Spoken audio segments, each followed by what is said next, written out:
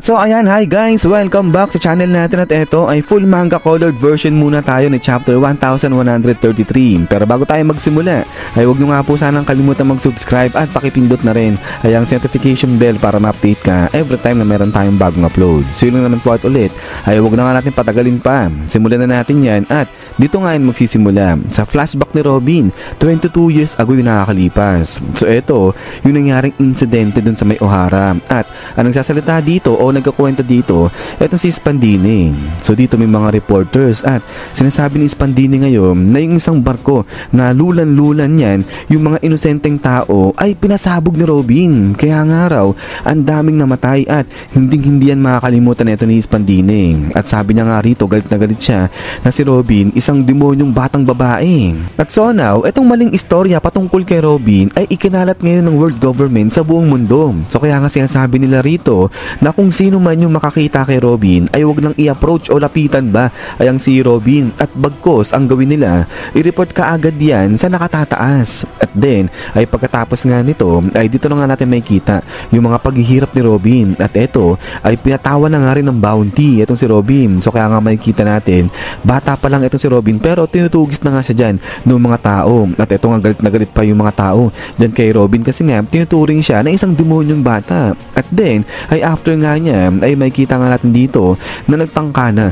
etong si Robin na magpakamatay. So dahil nga sa hirap niya pero naalala niya rito yung sinabi ng kanyang nanay na magpatuloy etong si Robin mabuhay siya. At kasabay nito naalala rin ni Robin pati yung mga encouragement sa kanya ni Saul na sinasabi ni Saul na sa ngayon mag-isa lang etong si Robin pero balang araw makakakita siya ng mga tunay na kaibigan niya ng mga kasama niya kaya magpatuloy etong si Robin mabuhay lang siya. At so kaya dahil dito ay hindi na tinuloy ni Robin itong kanyang pagpapakamatay at nagpatuloy itong si Robin sa kanyang buhay kahit na nahihirapan pa siya. Pero pagkatapos nga nito ay back to present lang nga tayo dahil itong sila Dory ngayon ay dumating na nga sa wakas dyan sa Elbaf at eto nga tuwan-tuwa ngayon dito itong sila Brooke. So dito sabi ni Brogy hindi lang sila yung naririto dahil maya-maya pa ay eto nga dating na rin dyan etong sila Luffy. So yun, si Bonnie tuwan-tuwa ay nung makita itong dalawa si Luffy saka nga etong si Usopp. So dito ay sabi nga ni Lilith na napaka-perfect ng climate dito sa may Elbaf. Kasi nga etong mga island clouds, yung mga sea clouds, pati na rin yung mga bubbles, lahat ng yan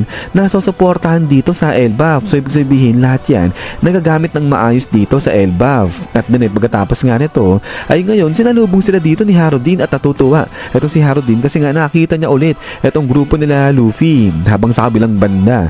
Etong si Nami sabi niya nga dyan kay Robin, sabi niya na nga ba magpapagupit etong si Robin at eto happy lang dyan etong dalawa. Habang etong si Luffy naman natutuwa siya kasi nakakita niya ulit etong sila Harudin. At then pagkatapos nga nito ay eto na nga bit ngayon ni Harudin sa mga kamay niya etong grupo ng Straw Hat Pirates natin. At sabi niya nga dito na lahat ng mga exploits o yung mga adventure ng Straw Hat Pirates natin nabalitaan nila. At ngayon isang emperor na etong si Luffy kaya nga natutuwa dito etong sila Harudin. At ngayon gusto nga na introduce ni Harudin kay Luffy yung kanyang buong crew pero sa ngayon etong apat na nga lang daw muna. Pero yun makikita natin etong si Road grabe crucify kasi nga pasaway ang kulit nung ginawa niya dito kala Luffy kinulong ba naman. But then ay pagkatapos nga nito tuloy pa ni Harudin pati yung ginawa nilang pagtalo kay Big Mom umabot nga araw dito sa bansa nila kaya medyo nagugulat sila dito. At eto nga medyo nalulungkot naman dito sa kabilang banda etong si Gerd kaya sabi niya si Linlin si Big Mom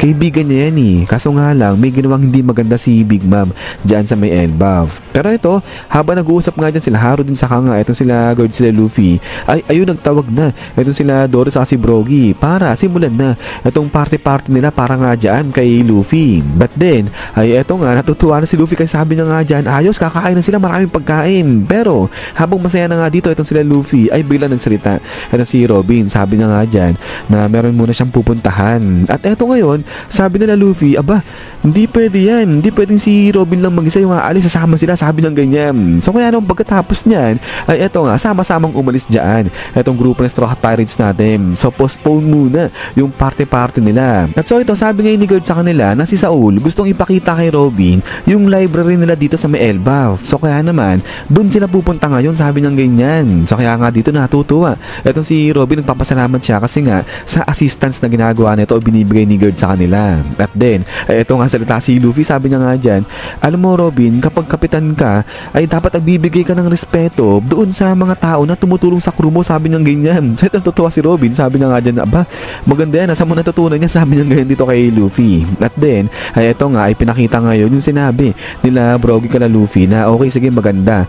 Itong gagawin nila Luffy, napuntahan muna si Saul at maghihintay sila dyan. At habang naghihintay sila, ay magpe-prepare sila ng mga kakainin nila. At sa pagbabalik nila Luffy, dalhin din nila, bitbitin din nila si Saul. At then, ay pagkatapos nga nito, ay eto nga, dating na ngayon itong sila Luffy dyan na sa library ng Elbaf. At then pagkatapos nga nito, ay eto nga, biglang baba na itong sila Luffy, sabi ni Luffy, okay, sige, puntahan na natin yan. Pero eto nga, pinigilan siya dito, hatak-hatak siya ni Nami, sabi niya nga dyan, tumigil itong si Luffy kasi nga, moment ni Robin to eh. Habang sa kabilang banda, itong si Robin ay ayan, tuloy na siya sa paglalakad para puntahan si Saul. At sabi niya nga dyan, kinakakabahan siya. Pero eto nga, habang medyo makulit lang dito sa part nila Luffy, ay maya-maya pa, biglang may dumarating dito, tumatakbo na higante, nagmamadali siya, sabi niya nga dyan, teka lang, si Professor Saul bumagsak, sabi niya ganyan. At yung pagkatapos niyan, ay eto kasi Luffy, nagalit, parang naiinis pa sila, sabi nga nila, ano, kararating lang namin ha, hindi pwede yan, sabi na lang ganyan. So hindi nila tanggap na nahimatay si Saul at di bumabangon kasi nga sabi ni